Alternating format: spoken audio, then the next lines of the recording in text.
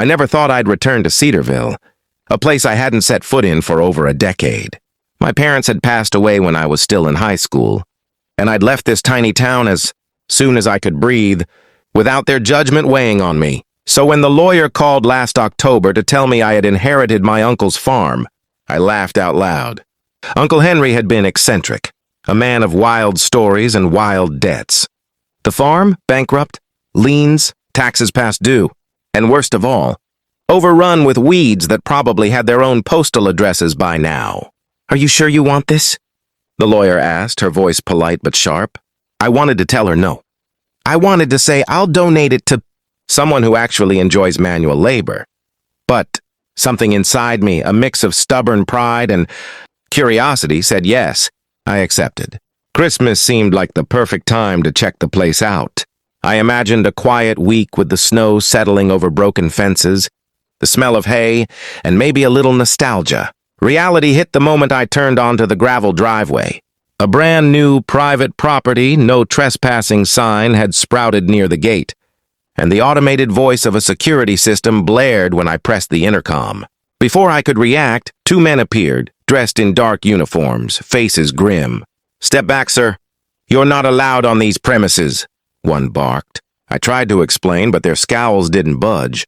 I'm the new owner," I said, hoping my words would work like a magic spell. "That's impossible," the other guard replied, glancing at a clipboard like I was a ghost in their ledger. "Your HOA records don't show any ownership change. Only the old tenant, who is long gone." Panic and disbelief surged through me. Was this some kind of extreme prank? I considered showing them the lawyer's letter.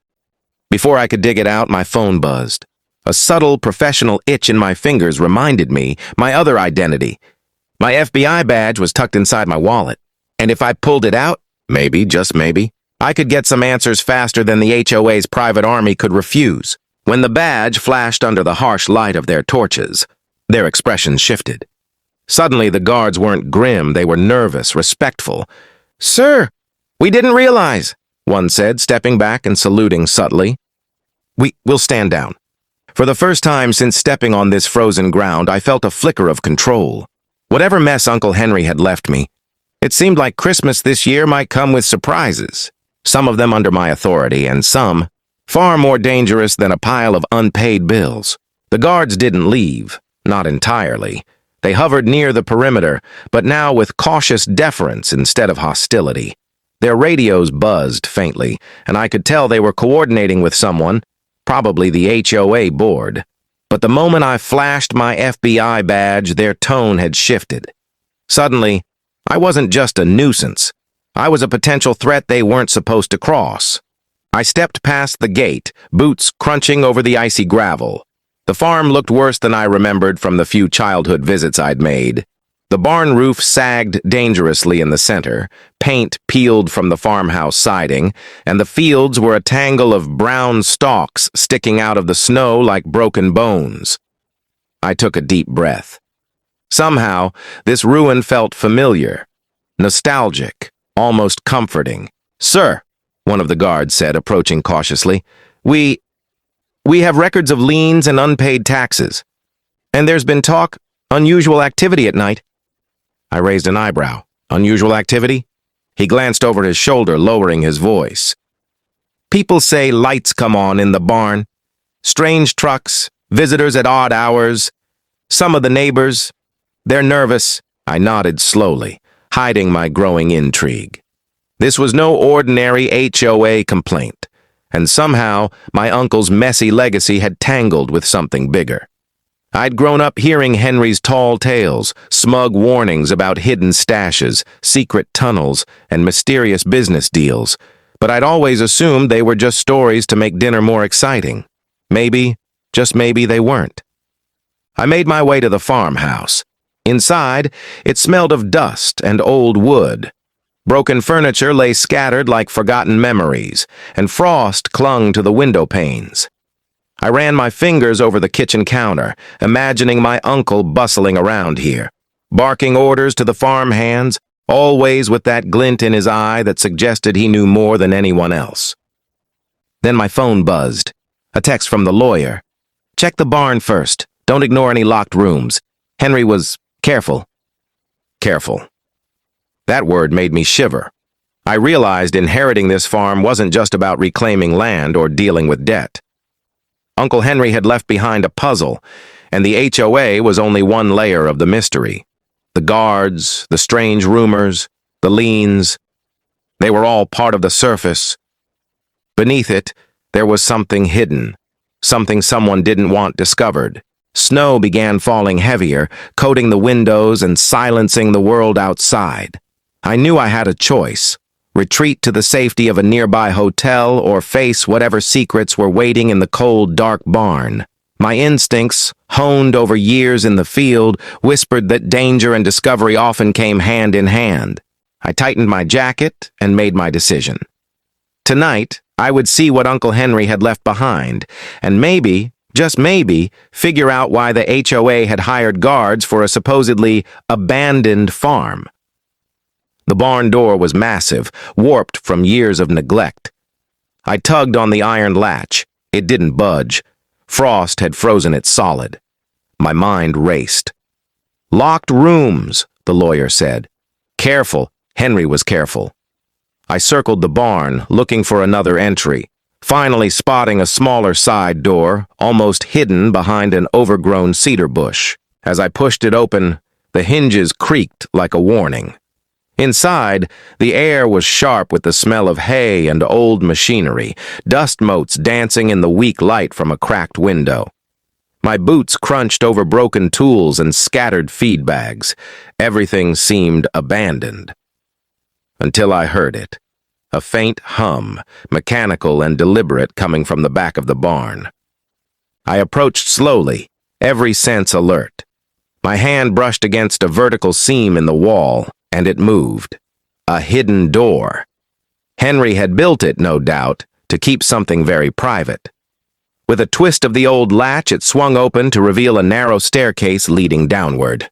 The temperature dropped as I descended, the hum growing louder. At the bottom, I found a hidden room, surprisingly modern.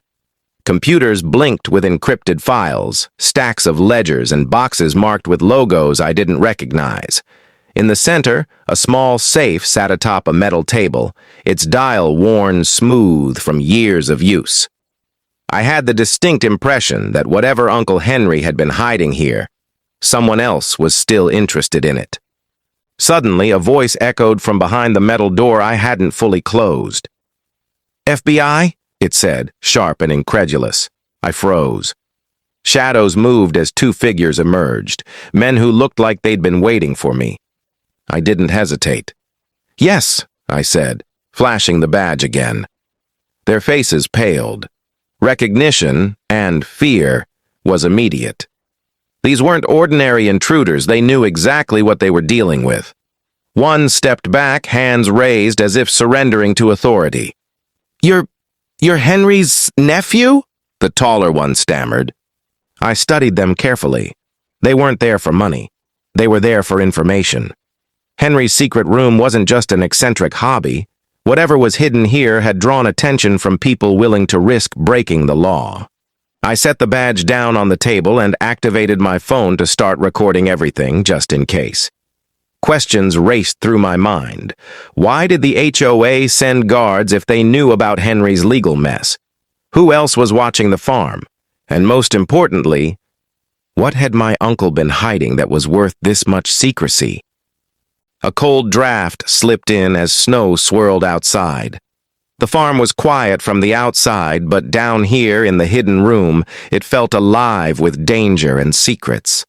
For the first time, I understood the real inheritance Uncle Henry had left me. Not just a bankrupt farm, but a web of mysteries, debts, and dangers that someone was willing to guard and even kill for. I glanced at the safe again. Tonight, I wouldn't just be cleaning up the farm. Tonight, I would be uncovering Henry's final legacy, one locked door at a time. The safe sat like a silent challenge in the center of the hidden room. I ran my fingers over the dial, feeling the worn grooves my uncle had left behind. Years of stories, rumors, and cryptic warnings had led me to this exact moment.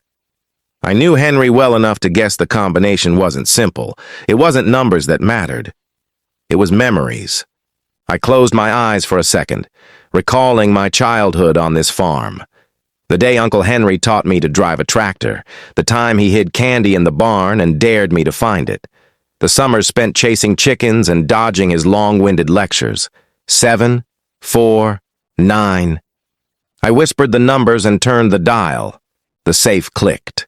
Inside were stacks of documents, old deeds, and letters detailing land deals and investments I'd never imagined Henry made. He had used the farm as a front, not to scam anyone, but to hide his research and whistleblowing evidence on a corporate fraud scheme that stretched across the state. That explained the unusual activity the guards had mentioned, the strange trucks, and the overly attentive neighbors. The guards, still outside, had been prepared for trespassers, not a federal agent. And now, holding the evidence in my hands, I realized the HOA's sudden vigilance wasn't just bureaucracy.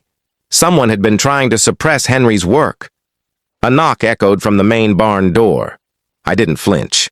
"FBI!" I called out, voice steady. Moments later, the two guards entered cautiously, hands raised. You found it?" the taller one asked, awe replacing fear. "Yes," I replied, glancing at the files. "And now you're going to help me make sure this reaches the right people. No shortcuts, no cover-ups. Henry trusted me with this, and I won't let it die here." Snow continued to fall outside, coating the abandoned farm in a blanket of quiet white.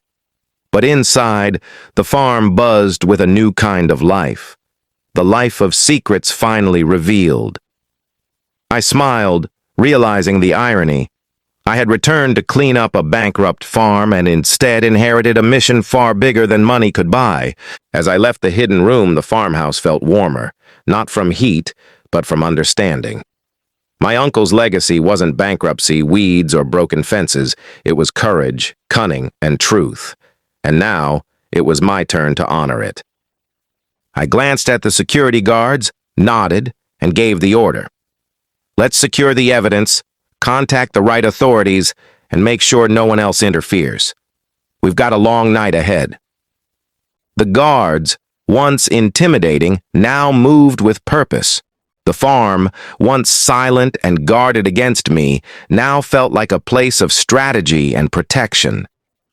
And as I stepped out into the snow-covered fields, badge in hand, I knew this Christmas would be unforgettable. Not for presents or lights, but for secrets uncovered, justice preserved, and a family legacy finally set right.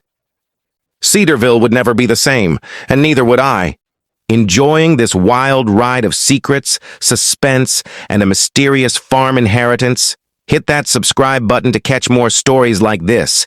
If the twists kept you on the edge of your seat, give this a like and drop a comment below.